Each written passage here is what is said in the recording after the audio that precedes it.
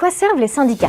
Le 18 septembre, il y a un appel à la grève lancé par l'ensemble des syndicats les plus importants, ce qui n'était pas le cas du 10 septembre dernier. Le mouvement Bloquons tout est né en dehors des syndicats et avait été soutenu par seulement quelques-uns. Bon alors qu'est-ce que ça change qu'un syndicat appelle à la grève ou pas? Commençons par voir ce que c'est. Les syndicats ont été pensés comme un moyen de maintenir l'équilibre dans la force.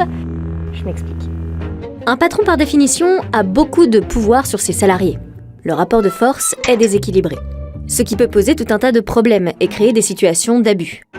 Alors, un syndicat est censé rééquilibrer un peu ce rapport de force, représenter les salariés face au patron, défendre leurs intérêts et les protéger. Et pour accomplir cette mission, il peut utiliser tous les moyens légaux mis à sa disposition, dont le droit de grève. Et tout ça, c'est encadré par la loi. En France, les syndicats sont légaux depuis 1884 et la liberté d'adhérer à un syndicat est un droit fondamental. Par ailleurs, les syndicats ne négocient pas qu'avec les patrons. Certains négocient avec le gouvernement.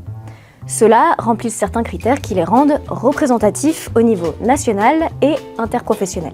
Pour ces organisations, les appels à la grève, au blocage, à manifester sont des moyens d'installer un rapport de force avec le gouvernement et tenter de le forcer à négocier. Mais le poids des syndicats dans ce rapport de force est de plus en plus faible. Tout simplement parce que de moins en moins de salariés adhèrent à des syndicats. Et ça peut s'expliquer par plusieurs raisons. D'abord, les salariés peuvent craindre que le fait d'appartenir à un syndicat ne plaise pas à leur patron et que ça nuise à leur carrière. Il y a aussi le sentiment que se syndiquer n'est tout simplement plus aussi efficace qu'auparavant. Et puis, il y a une certaine perte de confiance, à cause de scandales impliquant des représentants syndicaux accusés de profiter de leur position pour leurs bénéfices personnels.